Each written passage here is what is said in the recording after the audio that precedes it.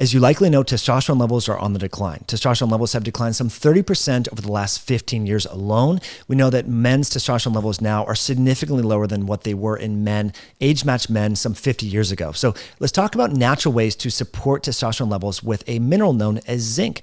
This was a paper that just came out in March 2023. The title here is Correlation Between Serum Zinc and Testosterone, a Systematic Review. And this study looked at over 38 papers that have been published in the last several decades, finding 8 clinical trials and 30 animal model studies that were conducted in this review, finding that zinc deficiency reduces testosterone levels and zinc supplementation improves testosterone levels. Furthermore, the effects and the degree of zinc on serum testosterone may vary depending upon basal zinc and testosterone levels and zinc dosage form and the type of zinc, which is really important.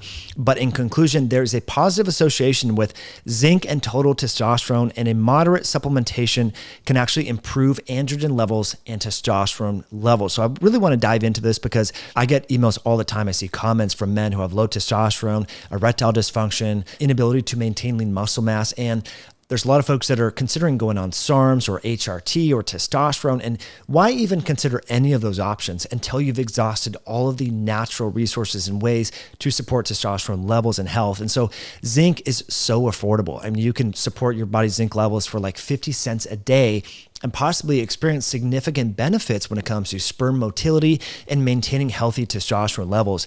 So I want to read to you some from this study and also other studies, because it's incredible that this isn't front page news, considering the fact that low T is like a phenomenon now. As I mentioned, there's testosterone clinics on every corner. Men in their 20s and 30s are needing testosterone. Why even bother with that until we've exhausted every, safe, natural solution first? So the scientists say zinc is an essential nutrient for the human body and functions in maintaining protein structure, enzyme catalysis, and information transmission. In the male reproductive system, it plays an important role in gonadal development, spermatogenesis, motility, and hormone synthesis, i.e. testosterone and other androgens. Testosterone, they say, is an androgen mainly synthesized and secreted by the Leydig cells of the testes in the male. It is an essential steroid hormone in male individuals' growth and development, which maintains secondary sex characteristics and promotes the maturation and release of sperm. Testosterone signaling maintains blood-testis barrier function and integrity, which plays an important environmental factor for germ cell development and sperm formation. But they say that zinc deficiency leads to structural changes within the testicles and impairs testosterone synthesis through oxidative stress and autophagy, adversely affecting the normal development of male gonads, affecting also spermatogenesis and fertilization. Studies have shown that the main reason for the reduction of testosterone levels and zinc deficiency is a change in the enzymatic conversion of testosterone in the testes. Zinc-deficient Leydig cells fail to convert ingested sex steroid precursor into active hormones. So it's really involved in the conversion from, say, dihydroepiandrosterone or DHEA into testosterone. Now, it's important to recognize that several of these studies don't outright say this, and this is me just inferring from what I've read, and I've read extensively on this correlation between low zinc and low testosterone, is a lot of excessive ejaculation, possibly by masturbation with porn and pornography, could be actually one factor driving zinc deficiency. Also, people are not consuming animal products and foods enriched in zinc, and possibly consuming excessive amounts of phytates and other anti-nutrients that bind zinc, not eating a lot of whole real foods and so forth. But that is really important to recognize that zinc deficiency could be in part by excessive masturbation. We know that porn addiction is quite common, and that is really important to consider. But let's talk more about the androgen receptor in zinc. This is actually even more fascinating because some people have high serum testosterone, but they feel like crap. And I've had many clients who are actually on TRT.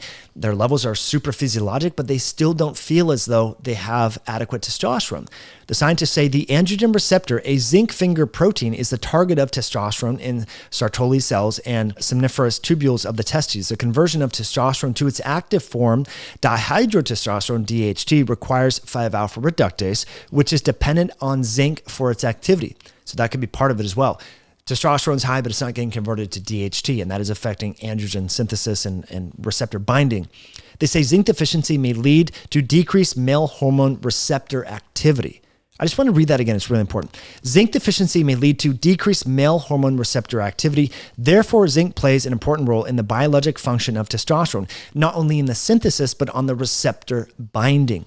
Really important. Now, before we continue on and talk about these other studies, I do just want to mention in the description below, I will link some products that I recommend to my clients who have low or suboptimal testosterone levels, including zinc, also morning wood, which is a bovine testicular extract that can be very effective for helping to maintain and support hormonal health in men, as well as DHEA. This can actually be under-recognized. I've gotten so many direct messages from men with their testosterone levels, their sex hormone binding levels, and they say, gosh, I don't feel all that good. And their DHEA levels are quite low, like around 80. You really want to optimize this, especially if you're wanting to support hormonal health, again, in peri and postmenopausal women and men of all ages. Also, in the description below, I will include some zinc that I recommend, which is a zinc bisglycinate chelate zinc bound to glycine, a very bioavailable form of zinc that can be effective around 50 to 75 milligrams per day. Usually at night is the dosages. So I'll link that below. The URL is myoscience.com, but everything will be linked below. But continuing on here, this was another recently published study. The title of this, and this was published in 2020, use of medicinal dosages of zinc as a safe and effective adjuvant for the treatment of male hypogonadism. So again, there's so many men that are hypogonadal, low testosterone, erectile dysfunction, low sperm motility, low sperm count. And we're focusing on all these other things, right? From synthetic exogenous testosterone. Why aren't we talking about this 50 cent per day or less treatment known as zinc? Because we know that if you sweat, if you exercise, if you go in the sauna, if you're not eating a lot of whole real foods, if you're eating a lot of grains that contain anti-nutrients that bind to these minerals, you could have a zinc deficiency. If you're watching a lot of porn and masturbating every single day or twice a day, you can induce a zinc deficiency. So it's really important to recognize that zinc plays a very important factor. And this was published in a journal here, it's the Aging Male. A lot of really good articles come from this. And they talk about how zinc should be a primary treatment for hypogonadism and low testosterone in men. And they go into all the details and how it works and some great images. But I also want to share with you this study going back to 1996. So it's not like this research is new. This paper was published in 1996. The title here is Zinc Status and Serum Testosterone Levels in Healthy Adults. And what they found here is when they were able to induce a zinc deficiency in adults, there was a commensurate reduction in testosterone levels.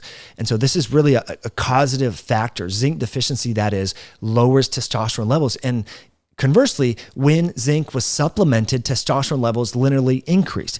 So again, for 25, 50 cents a day, if you're trying to support testosterone levels, especially if you go in the sauna, if you exercise, if you sweat intentionally for all the benefits that we've talked about before, we know that zinc is one of the minerals that is released in sweat. If you're very sexually active with your partner and or you masturbate with porn, ejaculating a lot, you are possibly inducing a zinc deficiency because we know that zinc is concentrated in the testes and the Leydig cells before its impacts in testosterone biosynthesis. And so if you're burning through your zinc on both ends through a lot of ejaculation and sweating and not getting enough micronutrition from your diet, then why shouldn't you have low testosterone? Because we now know that there's an intimate correlation, and we can arguably say that zinc is causative in terms of inducing a testosterone insufficiency if you have low zinc levels. So this was an interesting study going back to 1996. There was also a really interesting journal here in the American Journal of Clinical Nutrition, the effects of dietary zinc depletion on serum volume and zinc loss, serum testosterone concentrations, and sperm motility in men.